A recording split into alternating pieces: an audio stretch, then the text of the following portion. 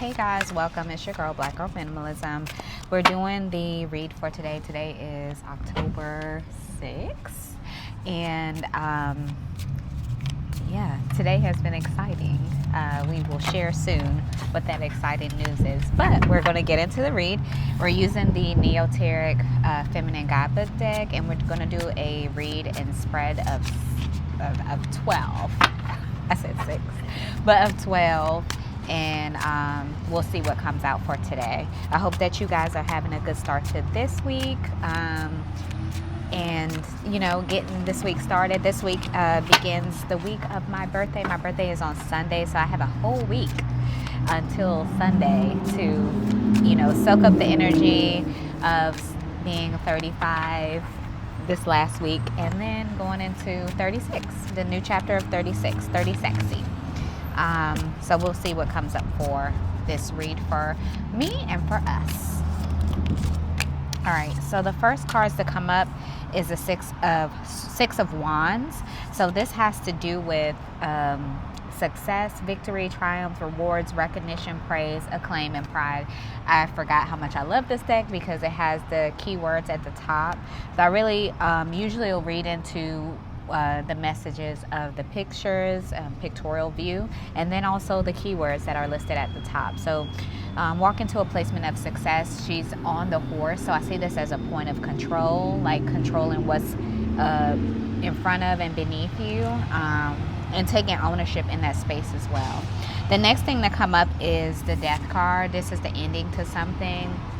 And this has to do with transformation, endings, change, transition, letting go, and release. And it's so specific to what's next. So letting go and transforming into something new. But the first card to come up is success. So yeah, you're moving towards a place of transformation. Okay. So we have the Hierophant to come up next, and this has to do with I see this as a point of studying something. The books are present, tradition, social groups, conventionality, conformity, education, knowledge, and belief.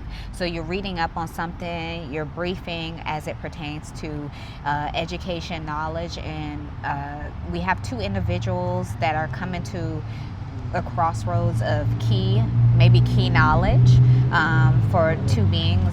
They're at the bottom, and the Hierophant is like, I see it as a call to a higher power as well, as far as the knowledge that you're either receiving or you're taking heed to. The next thing to come up is the Ten of Cups. Oh, I love this. So I see this as a full completion energy. The Nine of Cups and then the Ten of Cups speaks to a place of happiness, homecomings, fulfillment, emotional stability, security, domestic harmony. So you see a couple, it looks like two ladies together, and two younger individuals in the far view. They are waving to a city that's in front of them, and so I see this as a place of fulfillment and stability as well. The next thing that come up is Page of Swords. So the Page of Swords has to do with chatty, communicative, inspired, vigilant, alert, mentally agile. So it is a call to pay attention to the energy around you. And I think I read into this with the Clueless deck as well, like just being specific and ready for if there is energy to pay attention to. It seems as though she's ready because she's guarded in a sense, and she has a full she's standing in a place of feeling confident, because it looks like she's on a hill, but she's at the tip of the hill and just ready for what's to come. The next thing to come up is the Eight of Wands. This has to do with abandonment, walking away, letting go, searching for truth, leaving something behind. So it's a clear view ahead, but it looks like she just has like her backpack on her back. The moon is present in the sky. So usually full moon, new moons is a walk towards something new and just trusting what is ahead, because even though she's looking ahead as far as the mountain view, she's not really much in the distance aside from the clear skies. Okay, the next thing that come up is the Four of Pentacles. So that has to do with possessiveness, insecurity, hoarding, stinginess, stability, savings, materialism, wealth, and frugality. So maybe paying attention to what you're holding on to, not holding too tight to things, and repositioning your finances in a way that doesn't feel like you're, holding it so close that you feel like you're losing grip or anything like that. You want to have a positive insight when it comes to finances. And anytime that we think about finances, we think about maybe also in a sense of control, but we really don't have any control over our finances. The way in which we see things can be guided through perception of that, and just the insight of what we have coming forward. So definitely when it comes to finances, you want to have an open mind to what you're putting forth. So I feel like that's why that possessiveness came up, because it's something that you own, but you don't want to come from a place of like, okay, material wealth is the only thing. The way I see it, the way that more comes about is really having a sense of release of that perspective. So you bring more in by being more free-flowing. Okay, so the next thing to come up is the Emperor card. This has to do with stability, structure, protection, authority, control.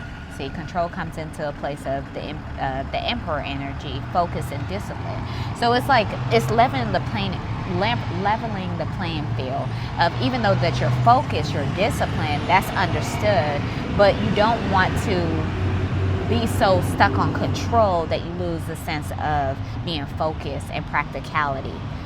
If that makes sense to you. I think it does. Like, you don't want to have so much invested in something that you lose what could be pleasantly surprising. Okay, so 1, 2, 3, 4, 5, 6, 7, 8 cards thus far, and we're going to continue on in this read. Okay, next thing to come up, the Judgment card. This has to do with self-evaluation, awakening, renewal, purpose, reflection, and reckoning. And usually when you go to a place of reflection, you come to an insight, a new idea, a new perspective, a new finding on something. And you see the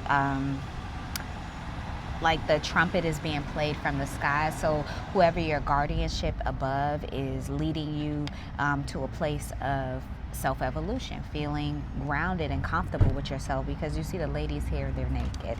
So that is a place of feeling very comfortable and freeing in the place that you're moving towards. Okay, the next thing to come up is a Four of Wands. And this has to do with community, home, celebration, reunions, parties, gatherings, stability, and belonging. You're moving to a place of belonging, of what's next. So 8, 9, 10, and we're going to pick 2 more cards.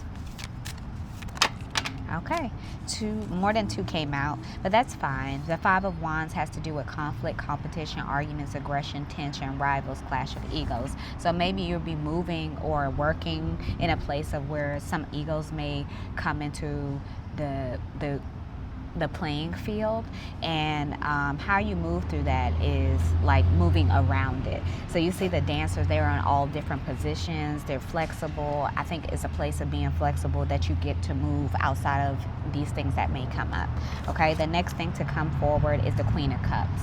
This is the energy of compassion, warmth, and some compassion is needed when you're moving, when you're working with difficult personalities. You need compassion, you need kindness, you need intuition, you need healing, counseling, and support. Maybe you'll be offering that to someone that is in that placement. Okay, and then the last thing to come up is the Temperance card. This has to do with balance, peace, patience, moderation, calm, tranquility, harmony, and serenity. Okay, so you're coming to a place of peace, even though you're working with things that are complex, and things are going to happen. And I was just talking to Aaron about this.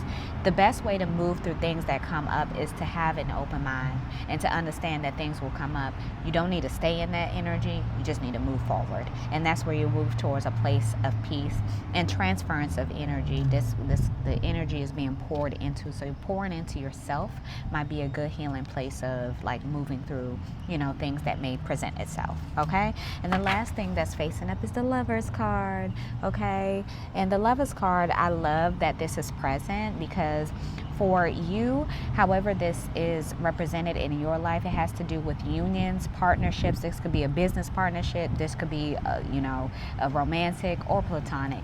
And it has to do with relational choices, romance, balance, and unity. So you're coming into a place of feeling comforted and unified in your relationships in your life.